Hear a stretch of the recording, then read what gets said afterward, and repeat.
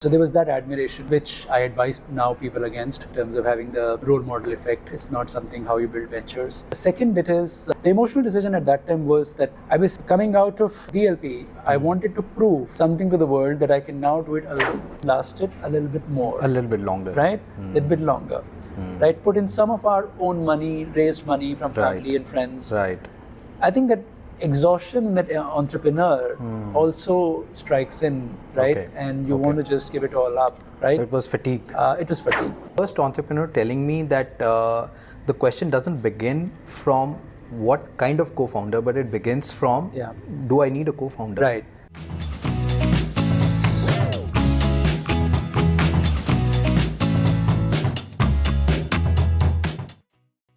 Hi friends, welcome to Stud Farmer podcast. Today I have Mr. Rahul Batra with me. Welcome Rahul. Thank you. Rahul is an MBA finance from INSEAD and he worked in finance for about 6 years before entrepreneurship bug bit him, and he's been doing quite a few things in health, in education. Right now Rahul is the co-founder of Prakriti School in Noida. It's a beautiful school. I've just had a campus tour. The way students are, being approached in this campus is completely different from what I've seen anywhere. So why don't we take it from there, Rahul? Why don't we start with a little bit about Prakriti School, and then we'll, possibly get down to your own journey. Let me set a couple of ideas in front of you, and if you agree, we'll run the podcast in that light. So typically I focus on two things whenever I do a podcast. One is the decision making aspect, because I believe that for entrepreneurs there's not enough material out there in terms of helping them decide what to do and how to do it, right? The second is the hard aspect of your current venture, which is the K-12 schooling. Sure. So why don't we start a little bit with Prakriti School, and then we'll get back to your personal journey. Sure. So Prakriti is a space for compassionate and global education. So when I say these two terms, basically means that we are trying to create an inclusive education environment, safe space in the classrooms, focus on values, and then also impart the globally competitive education. Okay. Now the two are not at extreme end, right? Idea is that we want to prove to the world that learning for happiness can deliver academic success as well. Okay. So Prakriti that way is an alternate K-12 education space. It tries to do something which is much more than the usual school curriculum. The way we approach our outbound learning programs, the way we approach experiential learning here, the social emotional learning is what makes our program comprehensive. So while there's a lot of what you said, very visible to the naked eye when I moved around in school, there's a lot of, what you said quite visible there. But there's also a very visceral element to the name Prakriti, the way you approach things. And, to get deeper into that, I think it's always great to get into the mindset of the co-founder. Of course, you are the co-founder of Prakriti, and how, the idea originated. I think to get through to that idea, why don't we get down to your background a little bit, the decisions you took. Yeah. So an MBA, a finance MBA at INSEAD, it's great. I believe you worked with KPMG and Rio Tinto after that. Yeah. Can you take us through those stints? Sure. But if you want me to describe about Prakriti visceral element, I'll do that in 2 lines. All right. Essentially, it comes from our Vedas. There are two basic elements that describe our existence: Prakriti and Purusha. Right? Prakriti is the inner nature, the soul nature, and Purusha is the divine light. Right. So the idea is to actually work on our soul nature, discover the purpose, and the focus of education here is to enable the child to be in a reflective space that they're able to determine their inner swabhav, right? That guides them to divine light. So this Prakriti is not just the Prakriti we see out; it's also the Prakriti of inside. Inner Prakriti as well. Okay. So now coming back to my journey, yes, I did my mathematics and finance, and then worked in KPMG, Hewitt Associates for some time. Yeah. Then decided to do an MBA. At that time, a burning desire, the decision making was that I wanted to work in a large corporate, and I wanted to work in M&A and investing environment, not in consulting, not in banking, but in a corporate. Right? I just wanted to be in the transaction rather than being an advisor. Right? So for that, I figured that I needed general management skills, and so that's why I chose a program like INSEAD. And it was well worth the investment of that year. So I landed up a few jobs in the hardcore industrial sector. But incidentally, many of them in metals and mining. Right. So I chose Rio Tinto. One reason was because it was in Australia, and that's my country that I loved. So I decided to move to Australia from Singapore, and that's where I worked in a small team out there, which was called Global Development. I was tasked with analysis of projects, on doing of the India mining project, in terms of actually pushing that agenda with the government here, investing in it. And then when the hostile takeover happened between BHP made a bid to Rio, I was seconded to London to work in the team to defend Rio from BHP, and that was the hard work of 20-hour work that I got exposed to. So that had its own prime time, and we were able to ward off that hostile bid. So. And then what do you do after, right? So after that, that time was a time of private equity in the really the heydays of it, and I actually met an entrepreneur whom I really admired for what he had done. His name is R.F. Chandler, and he had put in a large fund. To invest in India. It's essentially a proprietary investment firm majoring in public markets. So he had earmarked some investment for education. And now my background being in my family background being in education, right? And I've also taught, by the way, when I was doing my mathematics and finance. I actually thought it's a good segue for me to now start. Practicing what I knew, right? So the task given to me was to set up a large, chain of low-cost private schools with a team of few investment professionals at Rio. Not Rio. Orient Global is what we were called at that time. Chandler's Orient Global. So we did that. We set up an entity in Hyderabad. Did set up this chain. Now, a prop fund being prop fund, it is also subject to vagaries of market and moods of the investor. Right. So we had our own, cycle. We were dependent on public markets performance. So that experience was fine. I think I had my share on building something entrepreneurially, but always working with Mr. Chandler, right? After that, I decided to actually then do something which is path breaking. And at that time, the path breaking stuff that was happening was in wind energy, wind and solar. So I decided to join another promising individual. He was coming out of GE as his ex-CEO, and I was his first hire as the head of strategy and corporate finance. Energy needs a lot of capital, needs a lot of strategy. Absolutely. Right? So I was filling that position for the venture, and then we built our team.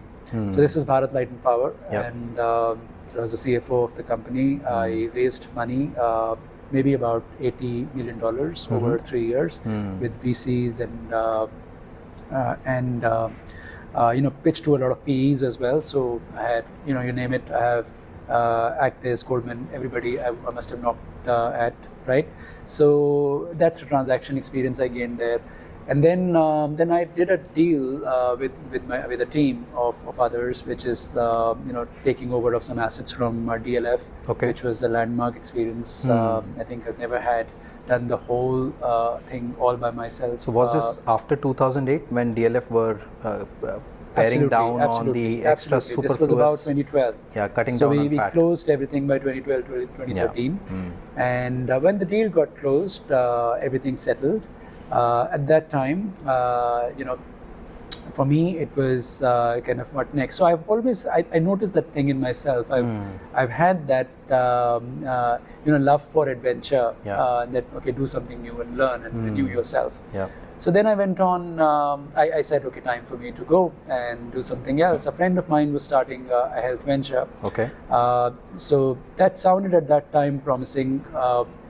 Simply the whole aspect of healthcare, that the way it's been ignored in India, the primary and the preventive side.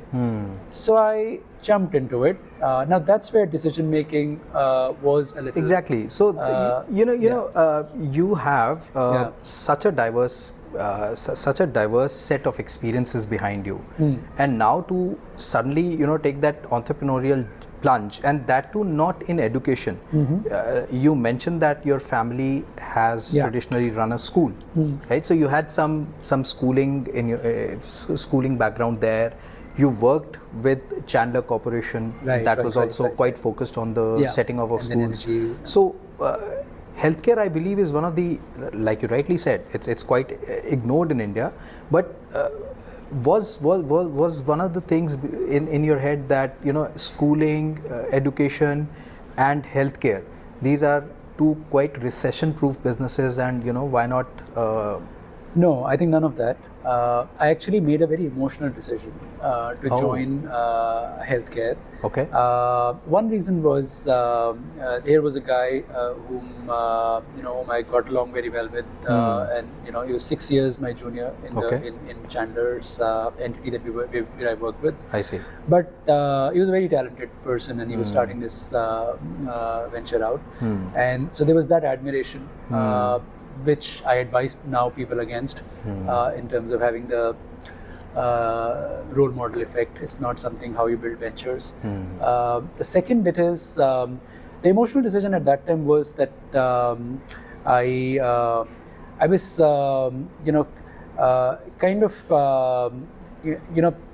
coming out of BLP. I wanted to prove something to the world that I can now do it alone. I see. Right. I had always been under a large, or an iconic person, like the GE co-founder, a GE CEO, or Chandler. I now took it up. I have to prove something. Now that proving something is not why you should dabble into an entrepreneurial venture. I see. I would. So I've written a piece on it that these are the common mistakes to avoid. It has to always come from the heart in terms of the problems that have mesmerized you and the ideas that can make you, that can keep you alive, working on at night. Now, I'll be very honest with you. Right from the first month I entered into this space, I knew there was something wrong in the problem that we were facing.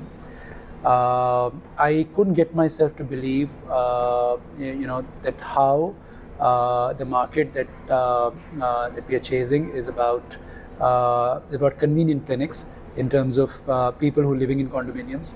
They would come in to a convenient clinic located right under their at their doorstep, offering primary care services with the doctor and diagnostic devices. Right, and they would not go out for care. But to my surprise, urban elites, they don't care about preventive healthcare too much, right? They don't spend a lot on health.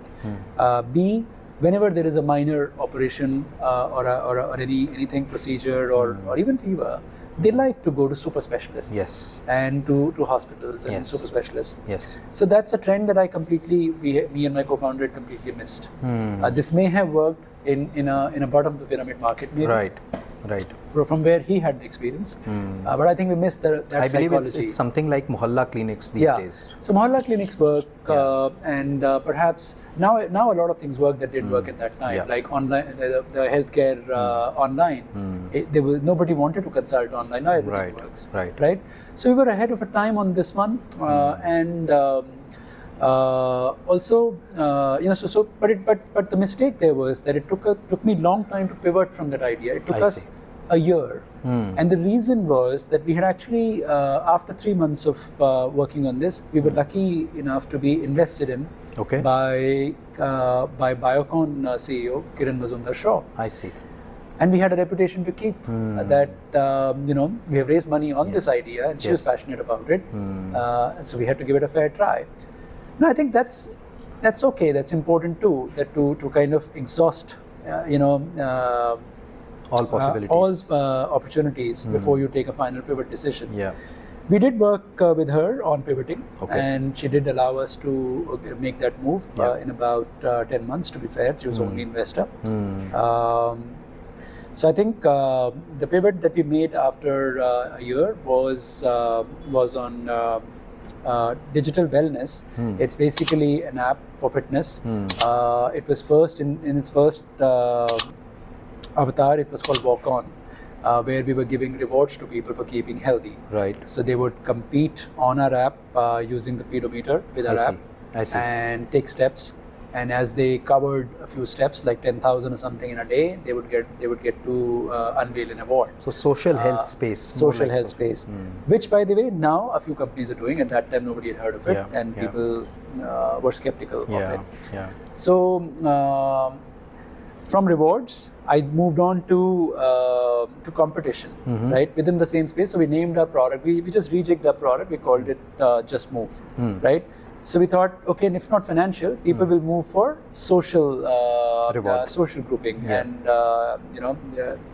doing investing in wellness with others. So we basically got people to compete with one another, right? So we sold it to companies, and companies were liking it.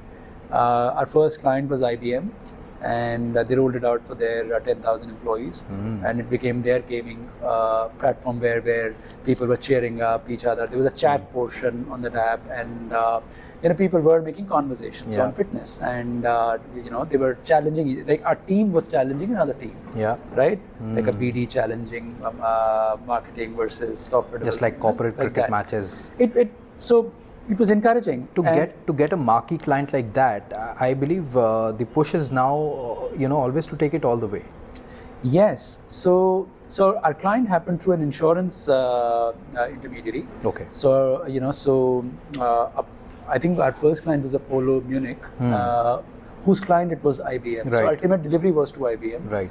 So it was all going very well, and that really excited all of us, right? That finally we have got our secret sauce, right?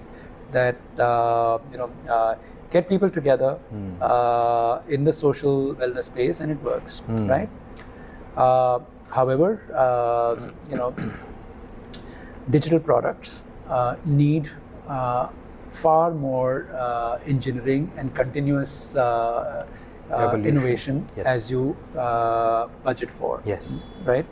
Now, the thing with that product was that it required almost that AI kind of, this was back in 2015, right? That kind of capability, that kind of social networking, because it's not just fitness, it was also about building a vibrant social network for people. It was almost like replicating Facebook. And that required a lot of engineering skill, right? And both me and my co-founder were not engineers. So that's where the competence came in. Now, so far we had managed to put a good product out by hiring the best of talent. But now we needed a CTO. And a CTO who's able to look beyond and is able to build a future product. And our funding was getting exhausted. I see. Right? So we had raised another round of angel money, right? Almost similar as the first. But by doing all this, a 3-year runway, it had almost exhausted, and the previous investors were not putting in more money. They had almost also changed their own business line. Right. So the next round investor, who had basically exited India, he was trying to set up an Asia fund. So that's how we didn't get that money. We pitched her hard, and as it is with venture investing, they all need the proof of the pudding and the traction. I mean, it was still kind of a marquee idea, that niche idea, I would say, that people will come for social. And I believe there's so many others who've now taken it to a whole new Absolutely. So. And after that, a lot of others came in, right, in our space. Preventive or fitness, online fitness took on, right? So I just wish. So another thing on decision making is that I just wish we had lasted a little bit more. A little bit longer. Right? A little bit longer. Right? Put in some of our own money, raised money from family and friends. Right. I think that exhaustion in that entrepreneur also strikes in, right? Okay. And you want to just give it all up, right? So it was fatigue. It was fatigue. I would be very honest that the fatigue had caught on hard. My co-founder had left. He wanted to do a job, right? So he picked up something. Reality kicks in. Reality kicked in. It was getting very hard for me to keep myself motivated. And I took a decision to actually sell it to a software company, a small software company. Okay. They wanted to take the product out in the US market to a specific segment of expecting mothers who would compete for fitness, right, or take steps as the babies are there. So, so they asked me to work with them, you know, so I did. Okay. But again, my enthusiasm didn't last 6 months working for someone. An entrepreneur is an entrepreneur, right? So I, at that point, decided to leave. Understood. So there's one interesting thing that came out. You, at the beginning of your entrepreneurial journey, you were kind of starstruck with your co-founder. In hindsight, would you have a different co-founding team for the same idea, same time? Very different, very different. In hindsight, I would first evaluate whether I really need a co-founder, right? Okay. Ideally, I teach enterprise, by the way, at Prakriti, and I always advise my kids to work together because it's important, you know, to keep you going, to have somebody you can bounce off ideas, right? I think you're the first entrepreneur telling me that the question doesn't begin from what kind of co-founder, but it begins from, do I need a co-founder? Right. But by my learning, you know, learning of all these years is that many times you can just ride it through yourself as well if you are strong within yourselves and if you can manage to find good key employees to work with, right? Whether it is a co-founder or a key employee, it's probably the same, right? You cannot build a business without a good core team. Yes. Yeah. Now that core team needs the stake, and that's fine. But to build your business on the basis of a co-founder is a wrong strategy. To build your business, to not take off your idea because you have not got the right co-founder is also not the right strategy. But Rahul, idea would be to start. But look at it. The way things are evolving right now, I believe there's you know, the gig economy. We'd never even heard of something called a gig economy, and suddenly there are platforms like Fiverr who are promoting gig economy, and there's people who are preferring, after COVID, there's a lot of people who want to work from home. Yeah. And there's a lot of interest in running gigs than running full-time jobs. In such a situation, and if you know, I'm projecting into some kind of 10-year, 20-year future, if people are going to look for gigs, and you know, holding on to employees is possibly not going to be the same as it was 10 years ago and how it is now. Yeah. Then without a co-founder, how do you go forward? I mean, with gigs, I'm not so sure you get that kind of continuity to build a lasting startup. Yeah. No, very right. Obviously, you know, it also depends on the idea and space. For example, the education idea that I've always had before this was edtech, which was also you know, in the test prep and career space, right, or teachers space. I think to find somebody with a similar passion for me would have been difficult, so I would have gone alone with key employees there. Understood. Now I completely understand your point that you know, to hold on to gig economy servers is going to be difficult. Challenge, right? So I think the key thing there would be to work with a few, to identify whom you want to take to the next level, and bring people on board. You will have to start somewhere, right? You'll have to start with the circle, circle of people you work with, you gel with, and then you'll have to kind of almost promote them to your co-founding level. So I'm not at all saying that do not find a co-founder.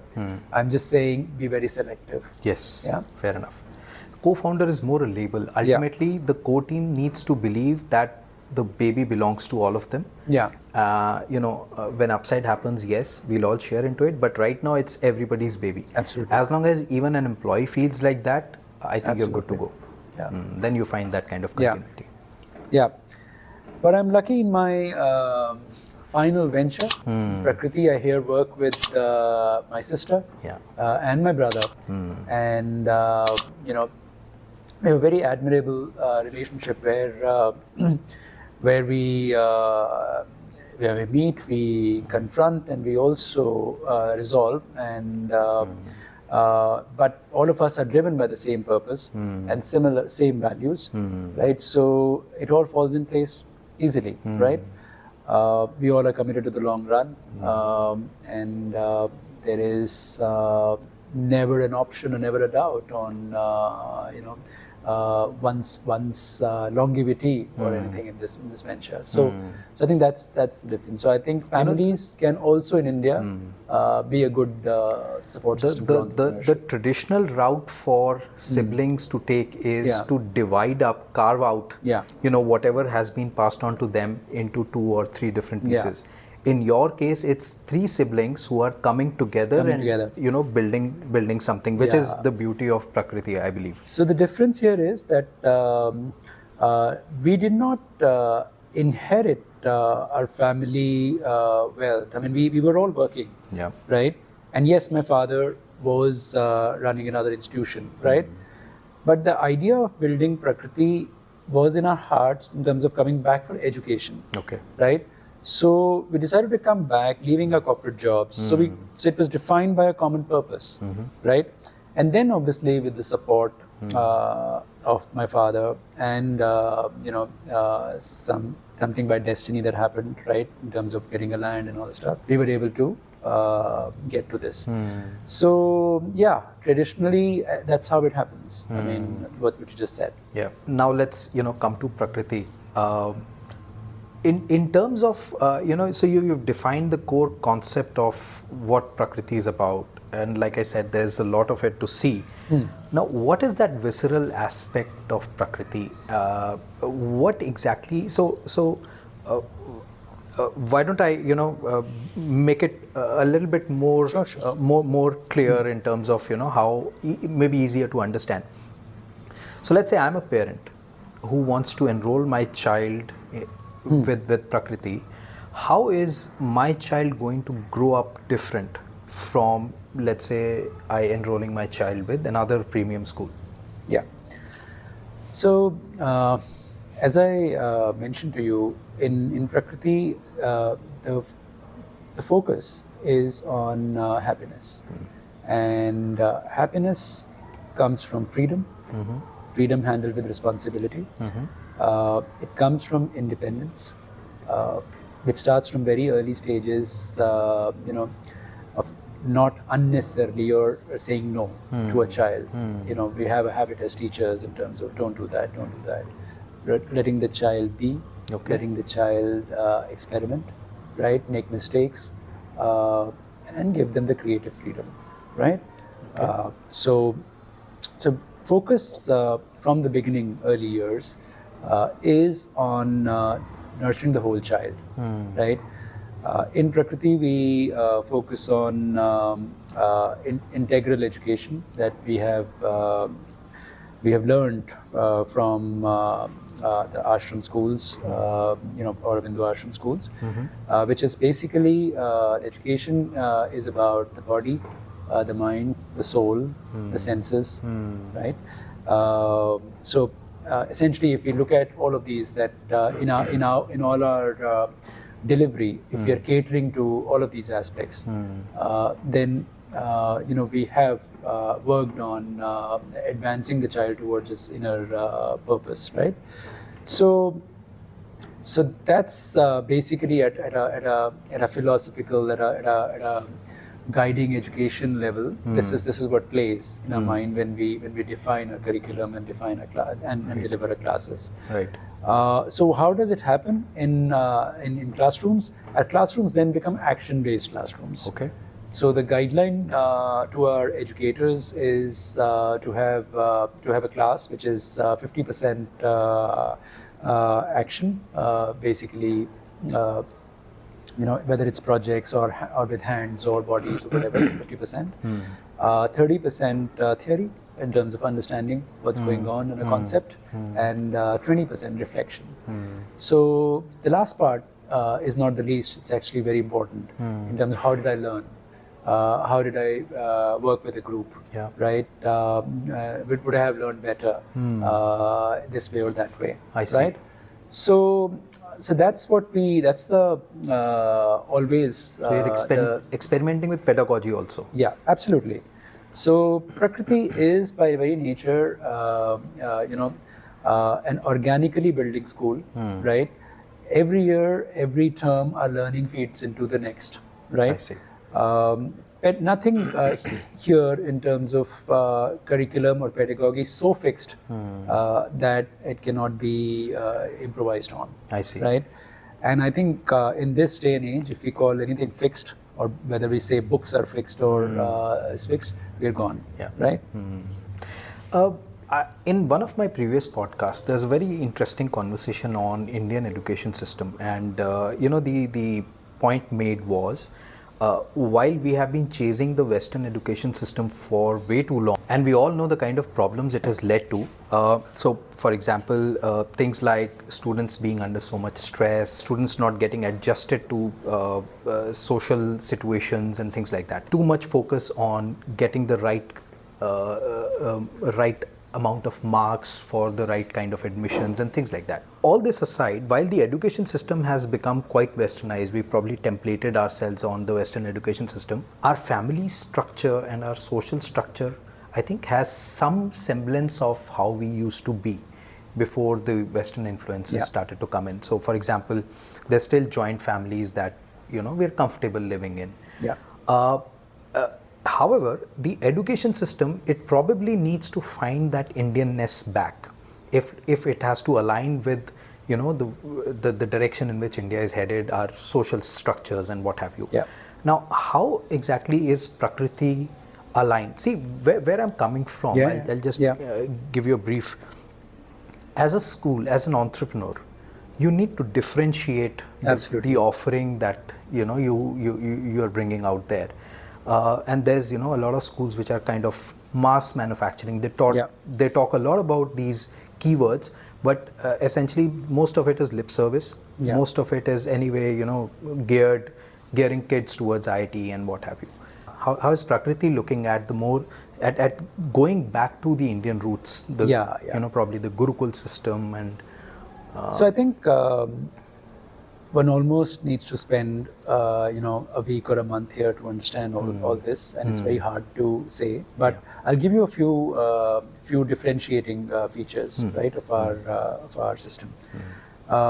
When I talk about the senior school program, which is grades 11th and 12th, we follow the Cambridge curriculum, right? Okay. We have actually come up with an innovative program, which is we will spend 3 years in grades 11 and 12, not 2, right? First year, the child does the 5 Cambridge subjects. Right. The second year is about applying those in 3 internships of 3 months each. One of which is a rural project, one of it is an industry project, one of it could be an overseas project, and understanding what I've done, because that's the year at which the child tends to figure out what he wants to do next. Right. So only by applying, by experimenting, whether you really like psychology or biology or or even design. Right. It's easy to say I want to do design, but not having experimented with it enough. Right. And after that, in the third year, you take your final subjects and then write the exams and university applications. Okay. Right. So that itself, is something which is a differentiator for senior school Extremely students. different, yeah. When we come down to 9th and 10th and the other classes, in 9 and 10, the multitude of options that we give our children to experiment, with domains is huge. So they do design and technology, they do food and nutrition, they do courses like enterprise, then also computer science and those things, which in a obviously normal CBSE curriculum would not have, right? In 9th and 10th. Going below, and by the way, these 2 years are filled with experiential moments for them. They go out a lot, they meet a lot of guest speakers, they visit design labs, they go to art galleries. So they have lots of outbound focus programs which actually have immersions, right? On science or say design or whatever, right? I see.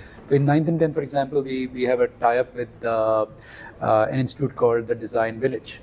It's a school that offers Bachelor of Design programs, and they welcome our children who use their spaces, applying using the machines like laser cutters and foamers and stuff to make their products.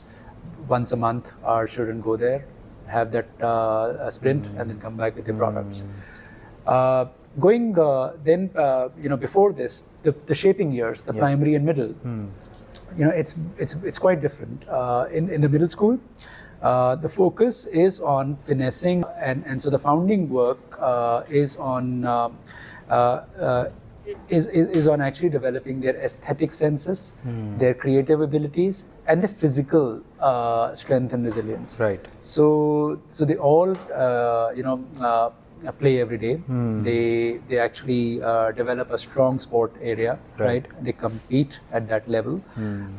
They are also at the same time. They also have a class to go to every day, which is creative and professional. I see. And in that creative and professional, they rotate along various domains. Like one part is design, one part is fine art, one part is theater, right? One part is films. So they rotate and they pick up these things, so that by the time they come to 9th and then they're very, very clear in terms of what they want to do. Right. Before that is the other set of beautiful program domains. So grades 1 to 5 children actually dabble with farming, actually sowing the seeds, harvesting. They operate farms in school, right? On terrace, on ground, and they actually tell their parents their stories every 3 months in terms of what they've done. We don't assess through exams in grades 1 to 5, right? We assess through presentations of learning, projects, and their confidence in relaying information of what they have learned, right? I see. Which are probably the skills which are going to be required tomorrow. So communication, experimentation, right, thinking skills is what we try to assess learners on, right? Prakriti is an inclusive school. So that one differentiation that one should keep in mind is that our classrooms actively promote neurodiversity. So at least 2 or 3 learners in a class of 18 or 20 are neurodiverse. Now it does 2 things for us. One is it makes our neurotypicals very, very compassionate, and empathetic, right? Which is a trend, by the way, I'm not seeing in other schools. I think that's creating a lot of mental health issue in other schools where these children are feeling left out. Yes. Right. The second thing it does is it obviously integrates a child. Integrates them. Yes. Who has an equal right to education. Now it's possible that the child may not go through the Cambridge curriculum in grades 9 and 10, but there are other pathways. There are vocational pathways that we offer, right? So, but until the middle school, we really ensure that our classrooms are inclusive. Beautiful. Right. Beautiful. And beyond that, they follow their tracks. Very right. So that's the other thing. So I think all in all, at each level, at each age, right, there is a lot of differentiating proposition. Now, again, any of these things can only be felt if you spend some time. Yeah. So in terms of you mentioned that your students take 3 years to do the 11th and the typical 11th and 12th curriculum, wherein they are slotted into internships, 3-month, Yeah. three-month internships. Are parents okay with this typical Indian So I'll be very middle-class honest with parents? you. So this will be our first batch that will do this, right? Now, it's an offering. It's something that we have pitched hard, I see. right? Most of them have expressed a lot of interest in it, Okay. right? And I'm really hoping that this becomes that maiden batch I see. that does it in large numbers. I'll be able to tell you in a 3 months' time in terms of how many have opted for this. But I think if you see the way NEP is going, NEP recommends that when children come out of school, they should not be 17. They should be more than 18, inching towards 19. Sure. Right? So already the education thinkers have thought about it. Cambridge has always advocated that the years for 11th and 12th should be 16 to 19 in terms of age. It's only in India, because we start very early, 2.5-year-old child goes to nursery, and 17 and 17 and a half we come out, we are off the mark. But The thing with where I'm coming from is typically it may not be the right thing that sells. At the end of the day, you have to I know, run a program I understand. successfully. But for I it to also- sustain, you have to get your clients on board, even if it's the So I think we have to be careful about the market. Of course, at the end of the day, a social enterprise also has a customer, right? And the customer has to like the product. I'm completely aware of that. So it's not a forced product, right? Okay. It's something that they have an option to do, right? And only time will tell that those who have taken that option, they have succeeded. They were more clear. They've enjoyed their schooling years. They built skills for life. The key message that we are trying to deliver to parents through this is that education in senior school is not about only grades. It's about skills for life. Yeah. Right? Admissions is just one aspect of the whole thing. It doesn't decide everything for you. Sure. Right? Getting to IIT is one thing, but surviving in IIT is another ordeal. Right? So take that time while you can to finesse your soft skills, to understand industries you want to work in. Right? That's the thing. And as I said, I'm hoping that this succeeds. Okay. Right? Before I started my first venture, the first thing I tried was employability. Now we were talking to different colleges, especially the ones in Greater Noida. We were telling them that your candidates, they are not job ready. Even if they get employed, Absolutely. they need to learn to write an email. They need to know how to address their boss and their immediate their colleagues. There's a lot of this college campus thing that you cannot pull off while you're working. Didn't work. Yeah. It just didn't work. There were no takers because at the end, as far as the mass market is concerned, right, I believe you're not really right now looking at the typical Indian middle class parent who is just focused on saving each and every moment of their child's, up to class 12. The faster, the better. Even I got enrolled 1 year earlier. Yeah. So I was 17 when I passed out of class 12, and the whole idea was to save 1 year. Yeah. Our parents come from a generation where they used to give the wrong dates of birth just so that they could get that 1 extra year of pension. So if the market is still something like that, I believe you'll have to appeal to a very small evolved niche. and progressive parents. Yes. But fortunately, the market is changing for two reasons.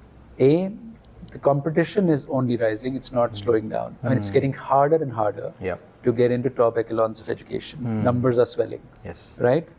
So parents know that it's not easy, and it can have damaging effects on self-confidence of the child, right? To come out too early, not to be accepted by universities. B, there is an increasing trend of students coming from the elite schools and taking gap years after 12th. Yeah. Now, what gives rise to that?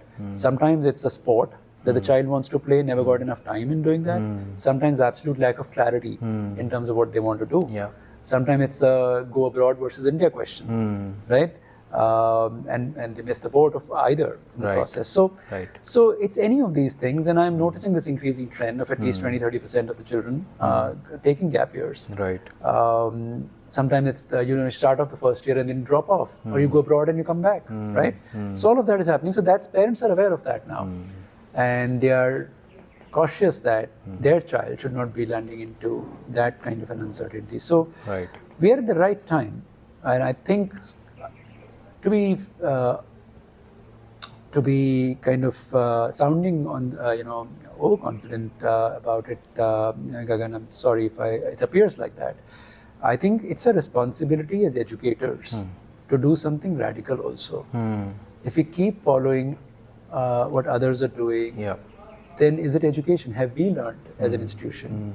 If we cannot educate ourselves, how would we educate others? So it's essentially Right. Prakriti is a learning school that Yes. that itself learns Absolutely. how to impart learning. Absolutely. Beautiful, beautiful.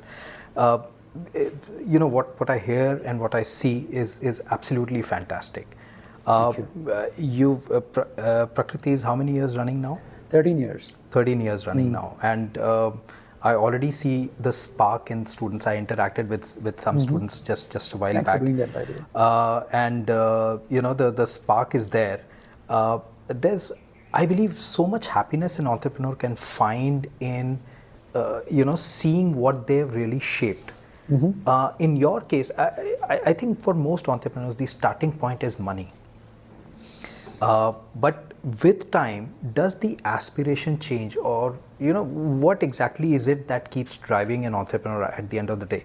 See, you're not definitely on way to creating $1 billion enterprise, because the physical schools, there's only so much you can do with them. There's only so much scalability that offers out there. I believe it's more a passion project for the siblings. Yeah. So is it, what exactly is driving you? Is it the seeing how the students are shaping up? What exactly is it that brings you over every day? Yeah. I think it's all about seeing the joy in the eyes of the children and the parents is what drives us. If we are able to deliver what we are saying, right? And if a new trend for education has emerged, right, as a result of our intervention, is what will give us the utmost happiness, right? Over time, our relationship or our aspiration, for money has changed as well, right? At this moment, it's not so much about size and scale and profitability or personal network building, right? It's about making this institution financially viable, which it is, right? It's about just strengthening it, and it's just that. None of us harbor enough dreams to build money mountains, right? So it's essentially about Prakriti's growth in that sense, so that it's able to pay its educators top salaries as Finland does, right? So even if you want to change that, if you want to change the way that an educator thinks about his job, right, and finds respect, in the school, I think we have done our job. Right. It's. I think the whole thing is about building an institution rather than a bank account. Absolutely. Yeah. So a beautiful thing to be driven by. I think at the end of the day, while most entrepreneurs may start with one thing, and they may even discount what they're passionate about and chase what is hot selling right now in the market, and this idea, these kinds of ideas are getting funded and chased. I think you are a very important lesson for entrepreneurs like that. We are doing our part. Thank you. We'll see, whether there is a story to write on this. But so far, so good. And, by God's grace, it's the Prakriti is stable. It's worked for 13 years. It's grown, right, from a very small building to a big building, from obviously the initial 10 children to now 300. And I think, as I said, scale does not concern us. Right. It's a depth of work. Yeah. It's awesome. Rahul, thank you so much for your time. Thank you. I believe that what I've seen here today is going to change the game. My humble suggestion: you need to go out there a lot more and tell a lot more people about what is getting done here, because it just cannot stay hidden behind these 4 or 5 tall buildings around you. Right. And the kind of infrastructure you developed, the kind of students who are your final products, what they are blooming into. I think it is a story to be taken out and shared with the world, so that there's more and more like-minded people who can find you in the jungle of schools out there. Definitely. Sure, we'll we'll do that. Yeah. And I mean, I would do a marketing thing here, that we have come up with a weekly feature which is on Substack. Okay. It's called Roots of All Beings. All right. And that's where our teachers put up the stories Interesting. of the work that they are doing and what they're seeing, right? So it's live from the classrooms. So I think it'll be great if people can spread that word. Sure. And it has everything that we do. Sure. So in education, it's about really experiencing what's happening. I mean, otherwise it's just the words. Right? Absolutely. Thank you so much, Rahul. Thank you. All the best. It was great talking. Okay. Thank you.